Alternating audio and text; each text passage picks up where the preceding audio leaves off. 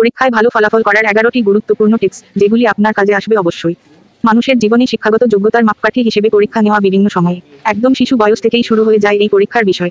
পরীক্ষা শেষের পরে তার ফলাফল নিয়ে ভীষণভাবে চিন্তিত থাকে শিক্ষার্থীসহ সকল অভিভাবকেরাই।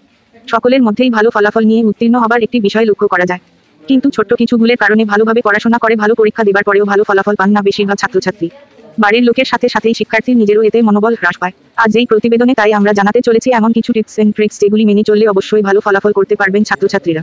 চলুন দেখে নেওয়া যাক। নিচে এই বিষয়গুলি সম্পর্কে বিস্তারিত আলোচনা করা হলো। তাবল ও কন্টেন্টস। প্রশ্নপত্রে মনোযোগ জ্ঞাপন। প্রশ্ন দেওয়ার পর বেশ কিছুক্ষণ সময় নিয়ে আগে প্রশ্নপত্রটি পড়ে নেবেন পরীক্ষার্থী। এর ফলে কোন প্রশ্নগুলি সহজ এবং কোনগুলি কঠিন সেসব বুঝে উত্তর দিলে উত্তর সুন্দর হবে এবং বেশি নম্বর পাওয়া যাবে। প্রয়োজনের অতিরিক্ত কিছু না লেখা। অনেক পরীক্ষার্থী মনে করে যে বেশি লিখলে বেশি নম্বর পাওয়া যায়, কিন্তু সেই ধারণা ঠিক নয়, বরং টু দ্য পয়েন্ট উত্তর লিখলে তবেই নম্বর বেশি দেন শিক্ষকেরা। অহেতুক বেশি লম্বা লেখা পড়তে অনেক শিক্ষকেরই ধৈর্য থাকে না। সহজ প্রশ্ন নির্বাচন করা। প্রথমেই দেখে নিন যে কোন প্রশ্নগুলি আপনার কাছে সহজ এবং কোনগুলি কঠিন। আপনার কাছে যেগুলি সহজ সেগুলির উত্তর আগে করুন। প্রথম থেকে ঠিকমতো আপনি উত্তর দিলে নম্বরও বেশি পাবেন। উত্তর ভুলভ্রান্তিপূর্ণ হলে অবশ্যই বেশি নম্বর আপনি পাবেন না। উত্তরপত্র সাজিয়ে নেওয়া। উত্তর লেখার মধ্যে আমাদের সকলেরই এক্সট্রা পেপার লাগে। এই আলাদা পেজের ওপরে নম্বর দিলে পরে উত্তরপত্র গোছানোর সময় ভুলভ্রান্তি হবে না। পেজের ওপরে পেজে নো 1 এইভাবে লিখে দিতে পারেন। পরে আপনারই সুবিধা হবে। একটি প্রশ্নের জন্য একটি নির্দিষ্ট সময় বরাদ্দ করা। প্রতিটি প্রশ্নের জন্য আলাদা আলাদা সময় রাখুন, যেমন 1 নম্বরের প্রশ্নের জন্য 1 মিনিট, 2 নম্বরের প্রশ্নের জন্য 5 মিনিট। এইভাবে সব প্রশ্নের উত্তর লেখার জন্য আলাদা আলাদা সময় রাখলে হাতে অনেকটাই সময় পাবেন সব প্রশ্নের উত্তর গুছিয়ে লেখার জন্য। উত্তরপত্র পরিষ্কার পরিচ্ছন্ন রাখা। উত্তরপত্রে বেশি কাটাকুটি বা বেশি বাজে ভাবে লিখবেন না। উত্তরপত্র যেন দেখতে সুন্দর হয়। সকলের হাতের লেখা সুন্দর হয় না, কিন্তু হাতের লেখা অবশ্যই পরিষ্কার করা যায়।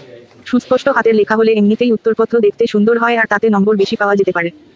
পয়েন্টের ব্যবহার। প্রতিটি বড় প্রশ্নের জন্য বা অপেক্ষাকৃত সামান্য বড় প্রশ্নের জন্য পয়েন্টের ব্যবহার করুন। পয়েন্ট ব্যবহার করে উত্তর লিখলে তা দেখতেও সুন্দর লাগে আর বোঝানো সহজ হয় নিজের লেখার ভাষাকে। 2 রকম কালির পেনের ব্যবহার। উত্তর লেখার সময় নীল এবং কালো এই 2 রকমের কালির পেন ব্যবহার করুন। কালো কালিতে পয়েন্ট এবং নীল কালিতে পয়েন্টের বিষয়ে লিখুন। এতে করে আপনার দেওয়া উত্তর বোধগম্য হবে। শিক্ষক নিজেও পছন্দ করবেন আপনার উত্তর। গণিত ও ভূগোলের ক্ষেত্রে সুস্পষ্ট ছবি অঙ্কন। গণিত এবং ভূগোল এই দুটি বিষয়ে একমাত্র ছবি অঙ্কন অথবা ম্যাপ পয়েন্টের ব্যাপার থাকে। তাই যতটা সম্ভব এই ছবি স্পষ্ট করুন। ছবি অস্পষ্ট হলে, অর্থাৎ শিক্ষক যদি আপনার ছবি বুঝতে না পারে, তাহলে কিন্তু নম্বর দেবেন না। উত্তরপত্র মূল্যায়ন করা। সব প্রশ্নের উত্তর লেখার পরে অবশ্যই বারংবার উত্তরপত্র মূল্যায়ন করুন। কোনো প্রশ্ন বাদ গেল কিনা, কোথাও ভুল হয়ে গেল কিনা এগুলো দেখে নিন। এসব ভুলের জন্য কিন্তু প্রচুর নম্বর কাটা যায়। খুব বেশি তাড়াহুড়ো না করে ধীরে সুস্থে উত্তর দেওয়া। সময় 3 ঘন্টা। এর মধ্যে যদি সব প্রশ্নের উত্তর দিতে না পারা যায়, এই ভয় অনেকেই তাড়াহুড়ো করে উত্তর দেবার চেষ্টা করেন, যার ফলে প্রচুর ভুলভ্রান্তি হয়ে যায়। সুতরাং তাড়াহুড়ো না করে ধীরে সুস্থে আস্তে আস্তে উত্তর দিন।